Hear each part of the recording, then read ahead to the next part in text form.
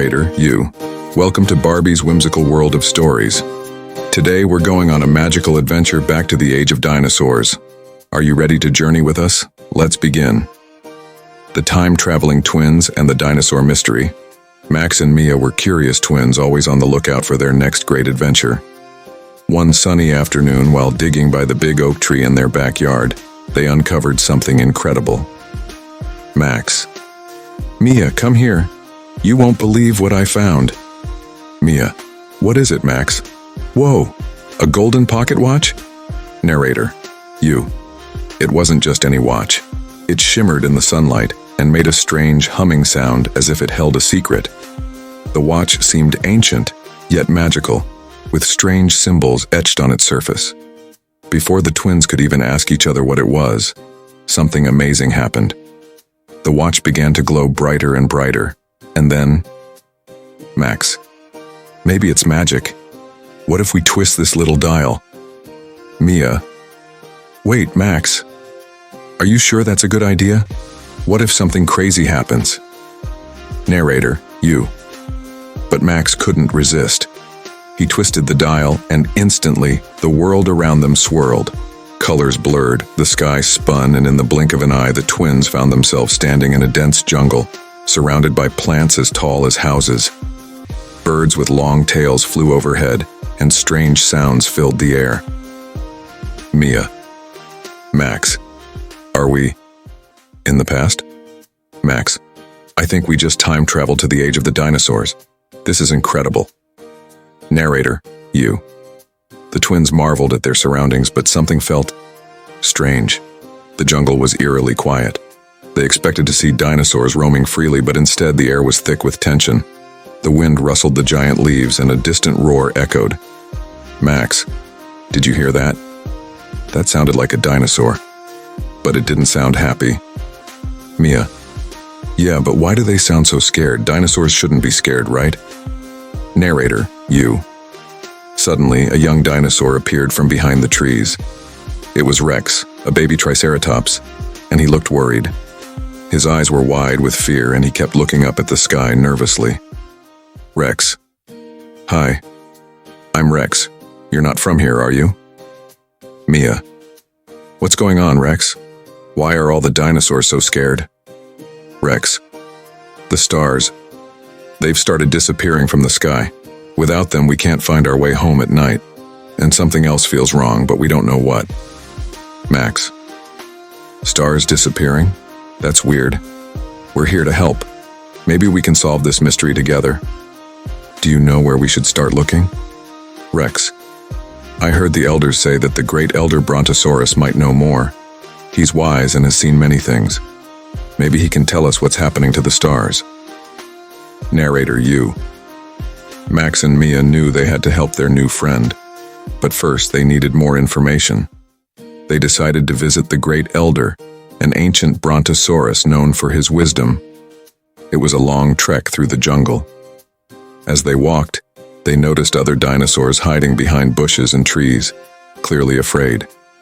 The usual peaceful dino world seemed troubled. Mia. This place feels so different than what I imagined. It's like the dinosaurs know something bad is coming. Max. Yeah, but we'll figure it out, we always do. Narrator, you. After what seemed like hours of walking, they finally reached a vast clearing where the great elder Brontosaurus rested beneath a canopy of trees. His long neck stretched up into the sky, and his wise eyes reflected the last few stars that remained. Great Elder. Welcome, travelers from the future. You've come at a troubled time. The stars are disappearing and our world is growing dim. We fear that soon the night will be lost forever. Mia. But why are the stars disappearing, Great Elder? How is that even possible? Great Elder. Far to the east, beyond the Shadow Caves, lives a lonely dinosaur named Shadow. He has been collecting the stars, hoping their light will keep him company in the darkness. But without the stars in the sky, our world is falling into chaos. Max. That's awful. We have to convince him to give the stars back. But how do we get to the Shadow Caves? Great Elder. Be careful. The path to the caves is dangerous and Shadow is not evil, just afraid. You must approach him with kindness and understanding. But before you go, you'll need something to guide you. Here, take this. It's a star map. It will show you the safest route through the jungle. Narrator, you.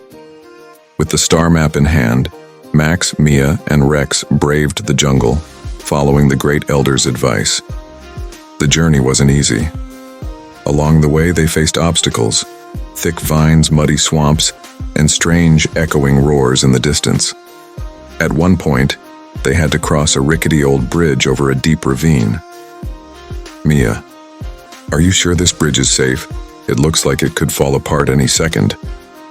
Max, don't worry, Mia. Just hold on tight and move fast. We've got this. Narrator, you. With hearts racing, they crossed the bridge only to hear a loud crack. The bridge started to collapse, but they leapt to safety just in time. Exhausted but determined, they continued until they finally reached the Shadow Caves. The air grew colder, and the shadows seemed to move on their own. Inside the cave, Shadow, a giant dinosaur with glowing red eyes, stood guarding the stars he had collected. But when Max and Mia looked closely, they saw something else. Loneliness in his eyes. Shadow, who dares enter my cave? Mia, Shadow, we know you're scared of the dark, but taking the stars away from everyone else isn't the answer. Max, if you give them back, we can help you find another way to feel safe. Maybe we can make you a special star lantern that will shine just for you. Shadow, a lantern? Just for me? Rex, you don't have to be alone anymore, Shadow. We're your friends now. We can visit you, and with the lantern, you'll always have light. With hearts racing, they crossed the bridge, only to hear a loud crack. The bridge started to collapse, but they leapt to safety just in time. Exhausted but determined, they continued until they finally reached the Shadow Caves. The air grew colder, and the shadows seemed to move on their own. Inside the cave, Shadow, a giant dinosaur with glowing red eyes, stood guarding the stars he had collected. But when Max and Mia looked closely, they saw something else. Loneliness in his eyes. Shadow, who dares enter my cave? Mia, Shadow, we know you're scared of the dark, but taking the stars away from everyone else isn't the answer. Max, if you give them back, we can help you find another way to feel safe. Maybe we can make you a special star lantern that will shine just for you. Shadow, a lantern, just for me?